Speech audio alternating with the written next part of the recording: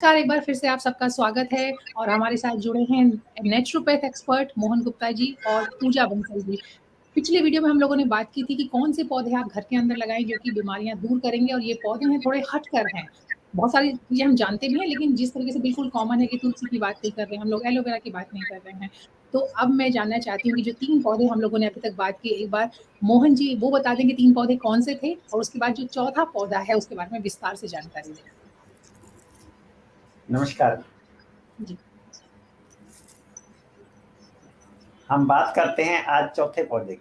3 पौधों की बात हम ऑलरेडी कर चुके हैं। बिल्कुल, हम 3 पौधे जो थे मैं चाहती हूँ एक बार जो दर्शक नए हैं, हमारे साथ नए जुड़े हैं, उन्हें एक बार सिर्फ़ नाम गिना दें कि किन 3 पौधों की बात हम पहले करें। हम कड़ी पत्ता की बात कर चुके हैं, हम बेल पत्तर की बात कर चुके हैं, दुर्बा घास की बात कर चुके हैं। ये आप हमारे पिछले वाले वीडियो में जाके देख सकते हैं। जी। तो आज हम बात करेंगे चौथा पौधा है मरवा।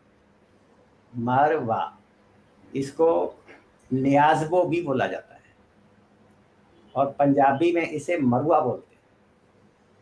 इसके अंदर पत्ते भी होते हैं और पत्तों के साथ ऐसा ये कुछ वायलेट कलर का बीज से होते हैं। अगर आप इसको ध्यान से देखेंगे दोनों का मिश्रण दिख रहा है। तो इसका बेनिफिट क्या है? पेट के कीड़े मारने के लिए, इनडाइजेशन के लिए, हेडेक के लिए, कोल्ड कफ अस्थमा, दमे की बीमारी हो, अस्थमा, कोल्ड कफ खांसी हो, उसके लिए इसको इस्तेमाल करेंगे, बहुत फायदा होगा। माउथ स्मेल, इसके अंदर इतनी अच्छी सुगंधी आती है, आप कितना ही मुंह के अंदर से बदबू आ रही हो, दुर्गंध आ रही हो, तो आप इसको चबाएंगे तो बहुत फायदा होता है। मसूड़ों का दर्द, दांतों का दर्द, उसके लिए बहुत बेनिफिशियल है। जी जी, पूजा जी अब आप हमारे दर्शकों को बताएँ कि आप किस तरीके से हम इसका इस्तेमाल कर सकते हैं? जैसे आपको बताया कि इसके अंदर बहुत अच्छी खुशबू आती है। अगर आप इसे अपने घर की बालकनी में लगाते हैं, किचन बालकनी में लगाते हैं, तो आपका किचन और घर भी महकता रहता है। तो जैसा पुदीना बहुत अच्छा एक माउथ फ्रेशनर है, ऐसे ही जो मरवा है ये बहुत अच्छा माउथ फ्रेशनर है। इसकी हम चटनी बना के इस्तेमाल कर सकते हैं। जैसे धनिया या पुदीने की चटनी बनाते हैं, ऐसे इसकी चटनी बना के खाई जा सकती है, बहुत टेस्टी लगती है। सेम इसका हम जूस भी बना के पी सकते हैं, किसी भी वेजिटेबल जूस में मिलाइए या खुद अकेले ही इसका जूस बनाकर पी लीजिए। चटनी तो इसकी बहुत ज़्यादा फेमस है। इसके अलावा इसको सैलेड में डायरेक्टली भी खाया जा सकता है कि आप सैलेड में कुछ मरवा पत्ता के लीव्स ऊपर से डाल दीजिए और सैलेड के साथ खाइए। ये उसके टेस्ट को तो इन्हांस करेगा ही और बहुत अच्छी फ्रेग्रेंस भी देगा ये सैलेड को। जो लोग ऐसे हैं जिनको बहुत जल्दी-जल्दी कफ हो जाता है, कोल्ड हो जाता है, म्यूकस का प्रॉब्लम रहता है, उन लोगों के लिए अगर उसको ये वेजिटेबल जूस में मिलाकर पीते हैं, तो बहुत जल्दी फ़ायदा होता है और बहुत ज़्यादा फ़ायदा होता है। इसके कुछ ही लीव्स आप डालेंगे ना इसके अंदर, ये देखिए इस तरीके का ये पौधा है, इसके कुछ इतने लीव्स लेके हम जूस में डाल देंगे और जूस पिएँगे सिप-सिप करके तो कफ कोल्ड में बहुत ज़्यादा फ़ायदा होगा। बहुत बेनिफिशियल है। ये जूस की बात हम लोग करते हैं सब्जियों के साथ इस्तेमाल कर सकते हैं या फिर चटनी की बात करें तो जो पुदीना या धनिया या दूसरे पत्ते होते हैं उनके साथ इस्तेमाल कर सकते हैं। कई उनके लोग होते हैं साथ भी कर सकते हैं, इसको अलग से भी बना सकते हैं, अकेले ही। जी। मैं वापस आती हूँ मोहन गुप्ता जी की तरफ और अब हम बात करेंगे 5वें पौधे के बारे में। हाँ जी।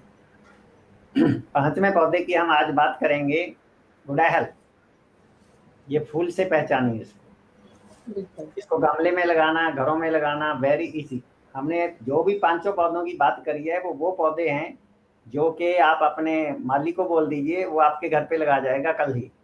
उसमें लिए कुछ भी ये ऐसा नहीं है वो सोचने लग जाएगा कि कहाँ से मिलेगा जी, कौन सा पौधा आपने बता दिया। तो गुड़हल, इसको जवां कुसुम भी बोला जाता है और इसको हिबिस्कस भी बोला जाता है, इंग्लिश में हिबिस्कस बोलते हैं। वेट लॉस करने के लिए, फीवर के लिए, बुखार को उतारने के लिए, हाई बीपी को नॉर्मल करने के लिए, अनीमिया को ठीक करने के लिए, खून की कमी को दूर करने के लिए, कोलेस्ट्रॉल को नॉर्मल करने के लिए, एचडीएल को बढ़ा देगा, एलडीएल को कम कर देगा, नॉर्मल कर देगा। पार्किंसन, जिसमें हाथ ऐसे ऐसे कांपने लग जाता है, उसको ठीक करने के लिए। किडनी के लिए तो ये रामबाण है। जितने भी किडनी रिलेटेड डिजीजेज हैं, किडनी स्टोन हो, यूटीआई हो, पेशाब की तकलीफ हो, क्रिएटिनाइन, किडनी क्रिएटिनाइन बढ़ जाता है जिसकी वजह से डायलिसिस पे चले जाते हैं लोग, उससे बचने के लिए इस पौधे का इस्तेमाल करें। जी।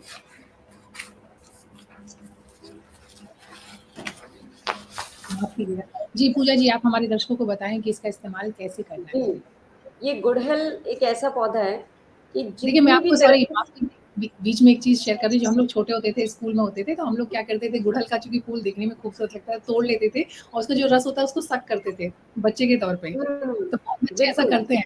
लेकिन अब मैं तो ये जानना चाहती हूँ कि सिर्फ़ हम फूल में भी वही गुण है या सिर्फ़ हम पत्तों की बात करेंगे? मैं आपको प्रियंका जी थोड़ा-सा बीच में बोलना चाहूँगा। जी। आपके सुंदर बालों का शायद यही रहस्य है। जी, शुक्रिया। जो जो जी।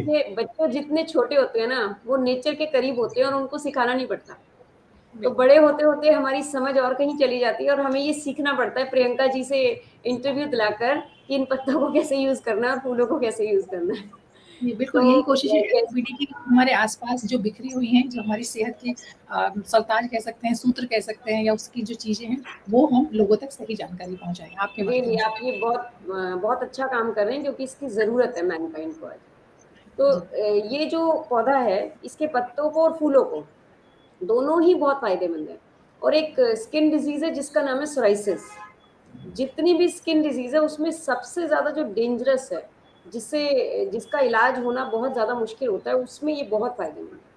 अगर आपको इसके फूल अवेलेबल हों, तो फूलों को अगर फूल ना हो तो इसके पत्तों को आप मिक्सी में पीस लीजिए और लेप बना लीजिए, खरल में पीस लीजिए और उसका लेप बना लीजिए और उसको जहाँ-जहाँ सोराइसिस है, चाहे वो आपको स्किन के किसी भी पार्ट पे है, वहाँ पर इसको लगाइए और 45 मिनट्स के लिए छोड़ दीजिए।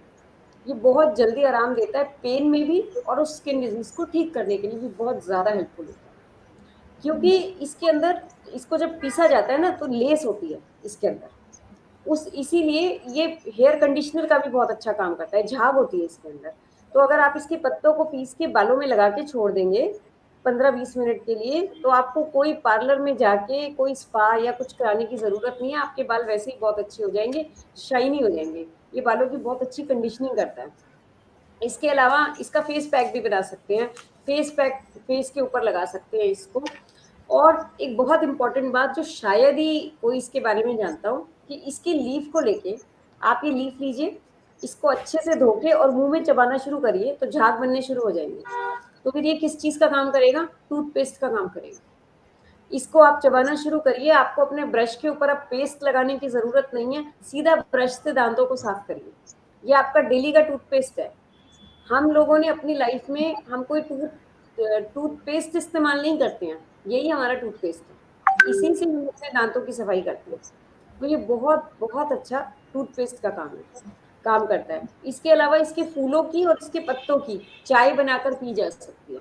जैसा आपने बोला ना कि डायरेक्ट हम उसको च्यू कर लेते थे, तो अगर चाहे डायरेक्ट च्यू कर ले तो वेल एंड गुड है। अगर डायरेक्ट इसको नहीं हम च्यू कर सकते, तो इसके फूलों की या पत्तों की चाय बना के ऑर्गेनिक गुड़ के साथ, इलायची के साथ उसकी चाय बना के उस तरीके से भी इस्तेमाल कर सकते हैं। एक स्किन डिज़ीज़ होती है ल्यूकोडर्मा, जिसमें बॉडी के ऊपर व्हाइट पैचेज़ हो जाते हैं। वो व्हाइट पैचेज़ के ऊपर इसको लगाने से बहुत जल्दी फ़ायदा होता है, काफ़ी रिलीफ़ आता है। तो इस तरीके से अलग-अलग तरीके से इसको यूज़ करके हर व्यक्ति बहुत फ़ायदा ले सकता है। जी, मोहन जी एक सवाल मेरे मन में आया, पूजा जी ने भी जानकारी दी कि आप इनको पत्तों को पीस सकते हैं, मिक्सी में पीस सकते हैं, उखड़ में पीस सकते हैं।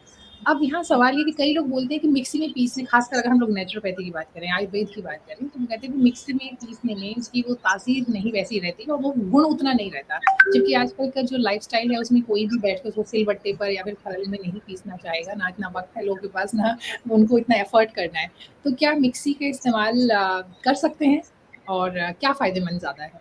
देखिए, हमने जो मिक्सी के लिए बोला, तो हमें गुरुजी ने ऐसा सिखाया है, हमारे गुरुदेव ब्रह्मलीन आचार्य शेषाद्रि स्वामीनाथन जी, आजीवन ब्रह्मचारी रहे, पूरा लाइफ और पब्लिक की सेवा में रहे, फ्री सेवा उन्होंने लोगों की की।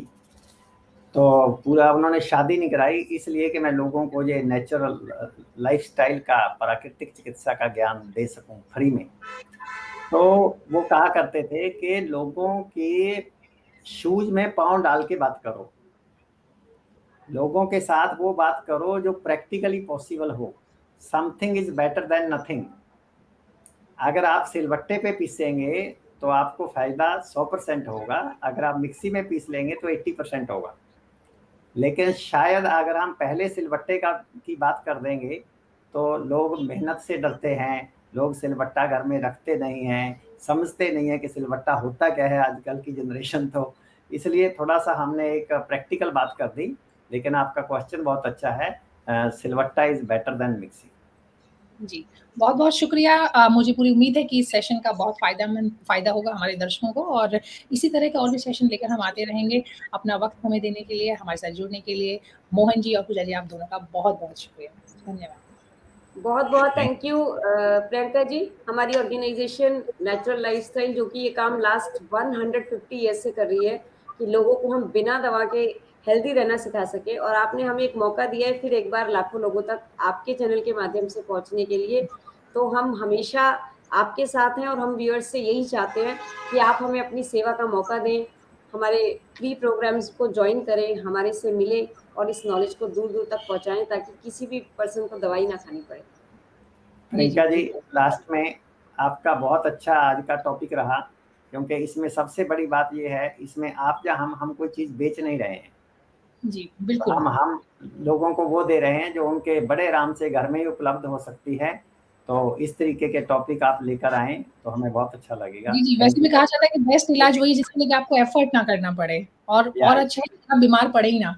तो पहले तो कोशिश कि आप सेहतमंद रहें, स्वस्थ रहें, और अगर वजह से दिक्कत हो भी गई तो आपको बहुत ज़्यादा डॉक्टर के पास, एक्सपर्ट के पास, किसी भी विधा का एक्सपर्ट हो सकता है वो, वहाँ जाने से बेहतर है कि वो खुद ही जितना मुमकिन है, हर चीज़ के लिए मुमकिन नहीं है, लेकिन जो भी मुमकिन है वो खुद से कर सकें। जी, एक बार फिर से आपका बहुत-बहुत शुक्रिया। Thank you so much. So nice of you, so nice. Thank you.